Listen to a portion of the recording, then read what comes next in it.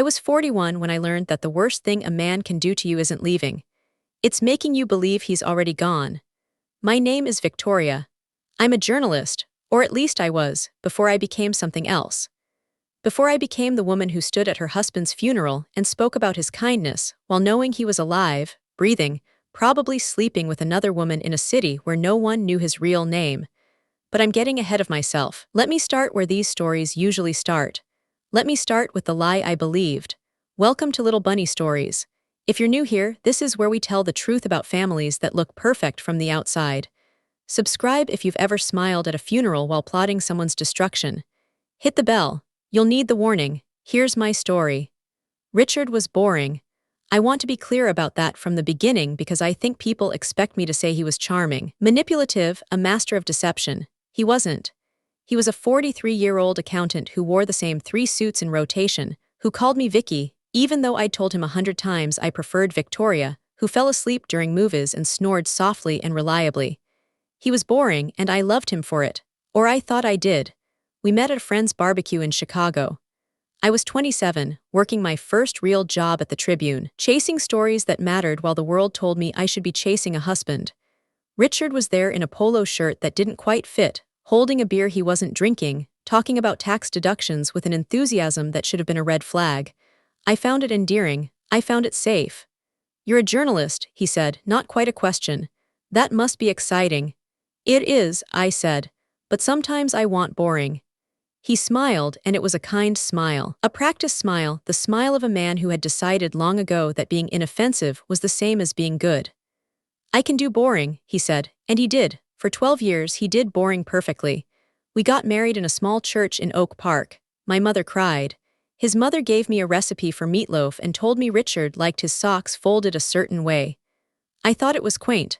I thought it was love, the small attentions, the predictability, the way he always took out the trash on Tuesdays without being asked. We had 3 children.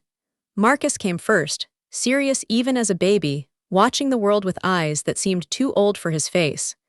Then Sophie, who laughed at everything and nothing, who made the house feel like a home instead of a place where 2 adults coordinated schedules. Then Leo, the surprise, the late gift, the baby who still slept with a stuffed rabbit and called me Mama in a voice that made me forget every deadline I'd ever missed. Richard was a good father. I want to say that too because it's important. He coached Marcus's soccer team even though he didn't understand the rules. He braided Sophie's hair with concentration that made her giggle. He carried Leo on his shoulders at the zoo and pointed at the giraffes and said, "Look how tall you'll be someday." He was there. He was present. He was boring and good and mine, or so I thought. The marriage changed slowly. I don't think these things happen suddenly. I think they erode like coastlines, like memory, like the way you stop noticing a painting on the wall because you've looked at it too long. Richard didn't stop loving me. He just stopped looking at me. We had sex on Saturdays, always the same time, always efficient and affectionate and forgettable. We talked about the children, the bills, the car that needed new brakes. We didn't talk about the space between us that grew wider every year, the silence at dinner that used to be comfortable and became heavy, the way I sometimes looked at him and couldn't remember what I'd seen in him in the first place. But I was loyal. I was committed. I was the woman who believed that marriage was work, that love was a choice you made every morning, that the grass wasn't greener because grass was just grass and you watered what you had. I told myself this. I wrote it in my journal. I said it to my friends when they complained about their husbands. Richard is stable, I'd say. Richard is reliable. Richard would never hurt me. I was right about the last part. He didn't hurt me. He just erased himself from my life and made me believe he was dead. The call came at 2:47 a.m. on a Tuesday. I remember the time because I looked at the clock, because some part of me knew that exact moments matter, that I would need to remember this, that this was the beginning of something I couldn't control. "Mrs. Hartley." The voice was professional, detached, the voice of someone who delivered death for a living. "Yes," I said, already sitting up, already knowing. "There's been an accident. Your husband. Interstate 94, I'm sorry." The details came in fragments like shrapnel. Single vehicle. Fire, body burned beyond visual recognition, dental records. They needed me to confirm the identification, but they were certain. The car was his, the registration was his, the wedding ring, melted but intact, was his. I didn't scream, I didn't cry. I sat on the edge of the bed and listened to the officer's voice and felt something inside me go quiet. Not broken. Quiet. The way a house goes quiet when the electricity fails. When all the hum of machines stops and you realize how much noise you were living with. "Mrs. Hartley, are you there?" "Yes," I said. "I'm here." I hung up. I sat in the dark. I thought about Richard's face, his boring, kind, predictable face, and I tried to feel grief. I tried to feel the thing I was supposed to feel, but what I felt was something else. What I felt was suspicion. I want to explain this carefully because it sounds wrong. It sounds like I didn't love him. It sounds like I was waiting for him to die. I wasn't. I loved Richard the way you love a habit, a routine, a part of your life so integrated that you can't imagine it gone. But I was also a journalist. I was trained to notice inconsistencies, to ask questions when the narrative felt too neat, to trust the gap between what people said and what the evidence showed. And the evidence didn't feel right. Richard had been driving to Milwaukee for a conference I hadn't known about, a conference his office had no record of. He'd left on Monday evening, earlier than planned, telling me he'd get a hotel near the venue to avoid the morning traffic. I'd kissed him goodbye at the door. Leo had hugged his leg. Marcus had been in his room, headphones on, and Richard had called out, "Love you, buddy," and Marcus had waved without looking up. That was the last time I saw him. The last time any of us saw him. The funeral was on Saturday. I organized it with the efficiency of someone who had organized too many things in her life. The church, the flowers, the obituary, the notifications. Richard's mother collapsed in my arms, and I held her and thought about the meatloaf recipe and the sock folding instructions, and wondered if any of it had been real. His colleagues came, awkward in their suits, unsure how to talk to a widow they'd never really known. My friends came, my editor came, the parents from Marcus's soccer team came, and I stood at the front of the church and I spoke about Richard's kindness. I spoke about his reliability. I spoke about the way he braided Sophie's hair and carried Leo on his shoulders and fell asleep during movies. I spoke about love as a choice you make every morning. I cried, and the tears were real, but they weren't for Richard. They were for the life I thought I'd had, the family I thought was whole, the woman I thought I was. I looked out at the faces in the pews and I saw my children. Marcus, 10 years old, sitting straight trying to be brave. Sophie, 8, holding her grandmother's hand, her eyes red and confused. Leo, 5, too young to understand, playing with the ribbon on his program, looking up at me with trust that made me want to scream. And I thought, I will protect them. Whatever the truth is, they will not be destroyed by it. 3 days after the funeral, the phone rang. I was alone in the house.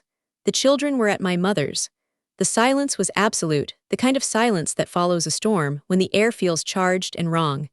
I picked up the phone without thinking, expecting another condolence call, another casserole delivery, another person telling me Richard was in a better place. "Victoria." The voice was distorted, mechanical, the kind of voice that comes from a cheap voice changer or a software filter. I didn't recognize it, but I recognized the pause after my name, the hesitation, the breath. "Who is this?" "You know who I am." I didn't, not then, but something in my chest tightened, something cold and certain. "Richard." The line went dead. I stood in the kitchen, holding the phone, listening to the dial tone. I thought about the voice, the distortion, the way he'd said my name. Victoria, not Vicky, Victoria, the name I preferred, the name he'd never used. I checked the phone's display. Unknown number. No record, no callback possible. I should have called the police. I should have told someone. But I was a journalist, and journalists don't trust institutions until they've exhausted their own resources. And I was a widow, and widows are supposed to be grieving, not investigating, not doubting, not becoming something dangerous. So I didn't call the police. I called the bank. Richard and I had separate accounts, a joint account for household expenses, and a savings account we'd opened when Leo was born. For their future, we'd said, depositing money every month, watching it grow, feeling responsible and adult and prepared. The savings account was empty, not low. Empty, $0, 0 cents, last transaction 3 days before the accident. I sat at the computer and I traced the transfer. It had gone to an account I didn't recognize, at a bank I'd never heard of, in a branch location that didn't exist in any database I could access. I called our bank, used my credentials as Richard's wife, as his widow, as the woman who had just buried him. I asked questions. I demanded answers.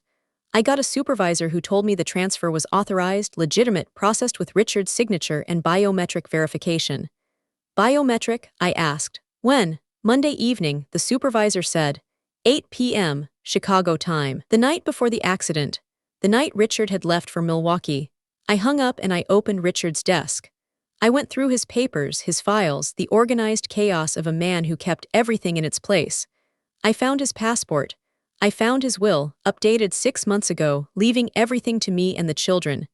I found his life insurance policy, $2 million, double indemnity for accidental death.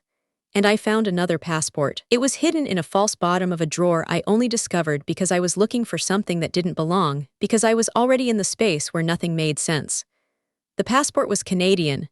The photo was Richard, but the name was different. Thomas Blake, born in Toronto, married, no children listed. I sat on the floor of his office and I held 2 passports with the same face and I felt something shift inside me. Not grief, not anger, something colder, something that felt like clarity. I didn't sleep that night. I sat at Richard's computer, and I used passwords I'd memorized over years of casual observation. His birthday, our anniversary, the children's names in combinations he'd think were clever. I accessed his email. I found nothing incriminating, nothing obvious, just the mundane correspondence of a boring man. But I knew about recovery software, about deleted files, about the digital ghosts that linger in hard drives. I found them at 4 a.m., emails to an address I didn't recognize, deleted but recoverable, drafts of messages never sent, saved automatically by the system, a conversation that spanned 5 years. 5 years. Richard had been planning this for 5 years. Not the accident, not yet, but the escape. The other life. The woman in Mexico City whose name appeared in the drafts, whose photos appeared in attachments, whose children, 2 children, a boy and a girl, smiled in images Richard had saved in a folder labeled Project T. Project T. Thomas Blake. The man he was becoming while I slept beside the man he was leaving behind. I read the emails with the detachment of someone reading fiction, someone who had stepped outside herself and was observing a character in a story she didn't want to be part of. He'd met Alina at a conference in Cancun. He'd continued the relationship through business trips I thought were to Cleveland, to Denver, to places that sounded like nothing. He'd bought property in Mexico City. He'd opened bank accounts. He transferred money slowly, carefully, amounts small enough not to trigger alerts, large enough to build a life. And he'd planned the death, not in detail, not yet, but in concept. When the time comes, he'd written to Alina, "I'll need to disappear completely. She'll get the insurance. The children will be provided for, and we'll finally be free." Free, as if we were chains, as if Marcus's serious eyes and Sophie's laughter and Leo's mama were shackles he needed to break. I read until the sun came up. I read until my eyes burned and my hands shook and the room felt like it was spinning. And when I finished, I didn't cry. I didn't break. I made a decision. I would not tell the police. I would not tell my family. I would not tell my children that their father had abandoned them, that he had chosen another woman, another family, another life, and faked his death to get it. I would not let them grow up knowing they weren't enough. But I would not let him win. The next weeks were performance. I was the grieving widow, the strong mother, the woman who held her chin up at the grocery store while strangers offered condolences. I accepted casseroles I didn't eat. I nodded at stories about Richard's kindness that I now knew were half-truths at best. I held my children while they cried and I told them Daddy loved them, Daddy was watching them, Daddy was in heaven now. And at night, when they slept, I investigated. I used my journalistic skills, my contacts, my ability to find information that didn't want to be found. I traced the Canadian passport to a birth certificate, to a history, to a man who had died in infancy in Toronto in 1978. Richard had stolen a dead child's identity, built a life on a grave. I traced the bank transfers to accounts in Mexico, to property purchases, to Alina Morales, age 34, a dentist in Mexico City, mother of 2, widow of a man who had never existed. I hired a detective. I used money from our joint account, money Richard had left behind, money that felt like compensation for services rendered. The detective was discreet, expensive, thorough. He sent me photos. Richard alive, walking in a neighborhood I didn't recognize, holding a coffee cup, wearing clothes I'd never seen. Richard with Alina, his hand on her back, his head tilted toward her, the gesture intimate and familiar and stolen from me. Richard with the children, a boy about Leo's age, a girl younger, playing in a park, smiling, being the father he had pretended to be with mine. I looked at these photos for hours, I memorized them. I burned them into the part of my brain that doesn't forget, that holds grudges like precious stones. And then I made my plan. The insurance company paid out. $2 million, accidental death, double indemnity, all the paperwork perfect, all the documentation in order. I deposited the check and I looked at the balance and I thought about what Richard had intended. Wanted me to have this money. He wanted me to be comfortable, to raise the children, to move on. He wanted to buy his freedom with my complicity, with my ignorance, with my acceptance of a narrative that made him noble and dead instead of cowardly and alive. I took the money. I used it to fund my investigation, to pay the detective, to build the case I was constructing, and I used it to travel. I told my mother I needed time away, a retreat to process my grief. I told my editor I was working on a story, confidential, important. I told my children I loved them and I would be back soon, and I kissed them with a fierceness that made Sophie ask if I was okay. "I'm fine," I said. "I'm just going to find something I lost." I flew to Mexico City. I checked into a hotel near Richard's neighborhood, the neighborhood the detective had identified, the place where Thomas Blake lived with Alina Morales and her children. I walked the streets, I sat in cafes, I watched, and on the third day I saw him. He was coming out of a dental office, Alina beside him, the children running ahead. He was laughing. He was alive. He was free. I stood across the street and I watched my husband, the man I'd buried, the man I'd mourned, the man who had made me a widow and a liar and a performer in a tragedy he had written. I watched him laugh and I felt nothing, not rage, not sorrow. The cold clarity I'd felt in his office, the thing that had replaced my heart, it was still there. It was growing. I didn't approach him. I didn't confront him. I turned around and I walked back to my hotel and I made a phone call. "Alina Morales," I said when she answered. "My name is Victoria. I'm a friend of Richard's family. I think we need to talk." I met her at a cafe, a different one, far from her neighborhood, far from anywhere Richard might be. I dressed carefully, professionally, the kind of woman who might be a lawyer, a journalist, someone with information to share. I arrived early. I ordered coffee I didn't drink. I waited. She was pretty, younger than me but not by much. Tired around the eyes, the way mothers are, the way women who work and raise children are. She smiled when she saw me, polite, curious, unsuspecting. "Victoria, I'm Alina. You said you knew Richard's family." "I did," I said. "I do. I'm his wife." I watched her face change. The smile faltering, the confusion, the denial beginning to form. I didn't let her speak. I opened the folder I'd brought and I spread the photos across the table. Richard and me at our wedding. Richard holding Marcus as a baby. Richard in the house in Oak Park, the house he supposedly never owned, the life he supposedly never lived. "Richard Hartley," I said. "Born in Chicago, married to me for 12 years. Father of 3 children, died in a car accident 6 months ago, or so I thought, until I found out he was alive, living with you, using a dead child's identity." Alina looked at the photos. She looked at me, she shook her head, but it wasn't denial. It was the movement of someone whose world was rearranging itself, whose foundations were cracking. "He told me," she whispered. "He told me his wife died. Cancer. 3 years ago. He said he couldn't talk about it, that it was too painful. He said he was Thomas, that he'd changed his name to start over, to escape the grief." "He lied," I said. "About everything. I'm not dead, he's not Thomas. And the money he's using to build your life, it's insurance money from his own death. $2 million he collected by making me believe he was gone." I showed her the bank records, the transfer documents, the evidence I'd compiled. I watched her process it, the stages I recognized from my own journey. Disbelief, anger, grief.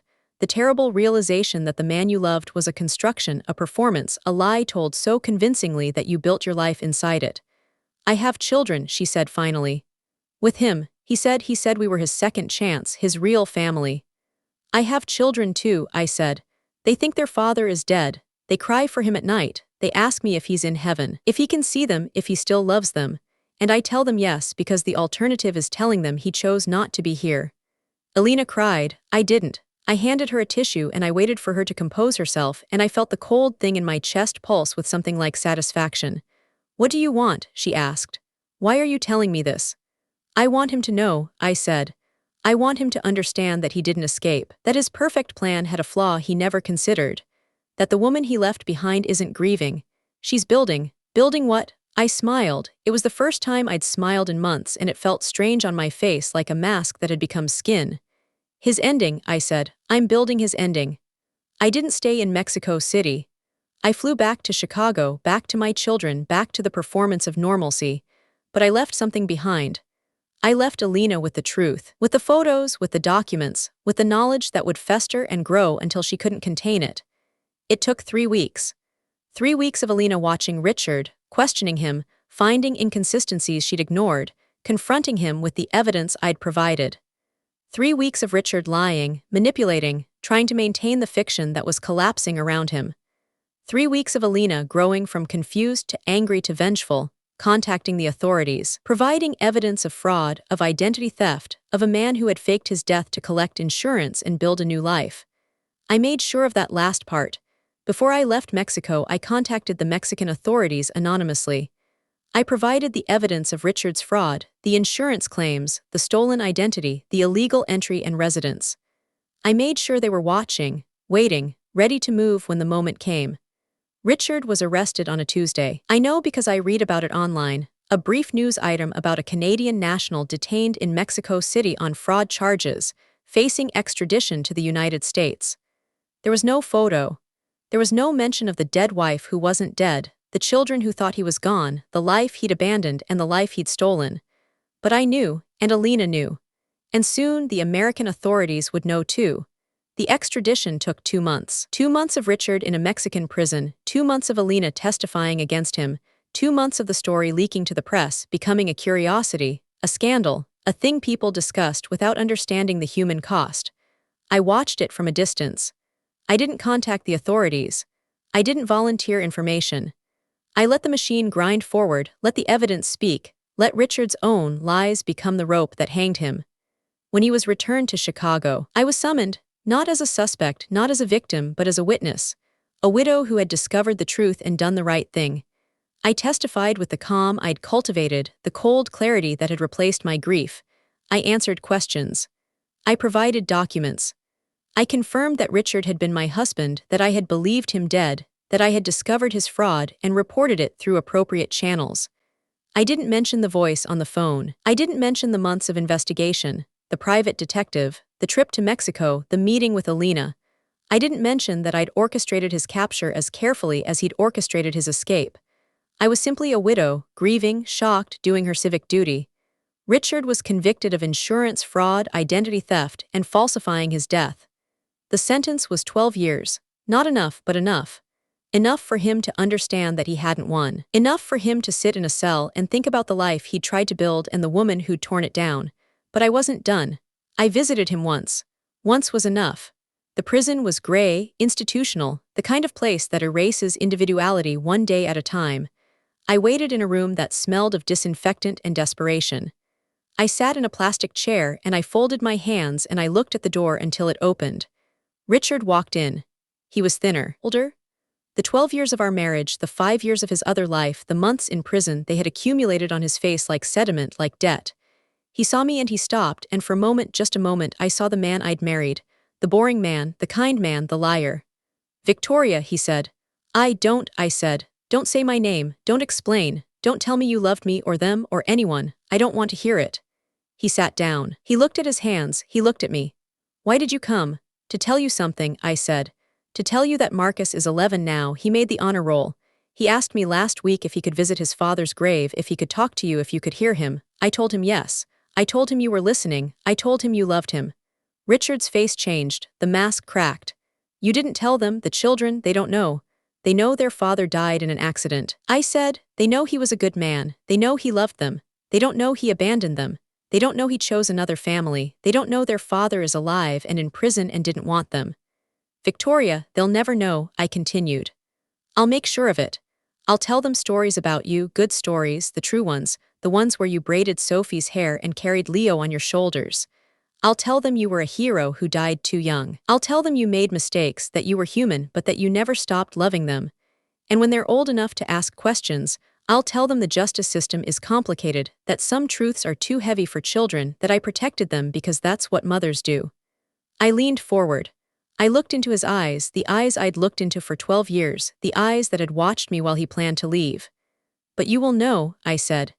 "Every day, every hour, every minute you sit in the cell, you will know that your children think you're dead, that they mourn you, that they love a ghost you created. You will know that I could have told them the truth, could have destroyed their memory of you, could have made them hate you. And you will know that I didn't. Not because I forgive you, not because I love you. Because I own the story now, Richard. I write the narrative. And your punishment isn't prison. Your punishment is knowing that the only version of you that exists in the world is the one I created. The good father, the dead hero, the man who never existed. He was crying. I wasn't. I stood up. I adjusted my coat. I looked at him one last time, this man who had been my husband, who had been boring and kind and predictable, who had chosen to die rather than leave, who had made me a widow and a detective and an architect of his destruction. Every letter you write, every phone call you make, every dream you have of the life you wanted, all of it exists because I allow it. I destroyed you, Richard. But I did it in a way my children will never know, and that is worse than any prison. I walked out. I didn't look back. I bought ice cream on the way home. 3 cones, vanilla for Marcus, chocolate for Sophie, strawberry for Leo. I drove through the suburbs, past the houses that looked like ours, past the lives that looked like ours, past the ordinary that I had learned to perform so well. My mother was waiting when I arrived. She took the children, gave me a look that said she knew something had changed but didn't know what. I kissed my children. I told them I loved them. I watched them eat their ice cream and I thought about the photos in the drawer, the wedding pictures, the family portraits, the images of a man who had smiled while planning his escape. I didn't burn them. I didn't throw them away. I put them in a drawer, in an envelope in the dark. Evidence of a belief I no longer held. Proof that I had been capable of love, of trust, of the ordinary happiness that Richard had found so insufficient. Later, after the children were asleep, after the house was quiet, after I had performed the final act of the day, I sat in the kitchen and I opened my laptop. I wrote an email to my editor. I'm ready to come back, I said. I have a story. It's about a woman who learned that the worst thing a man can do isn't leaving. It's making you believe he's already gone. It's about justice that doesn't look like justice. It's about mothers who become architects because someone has to build the truth. I sent it. I closed the laptop.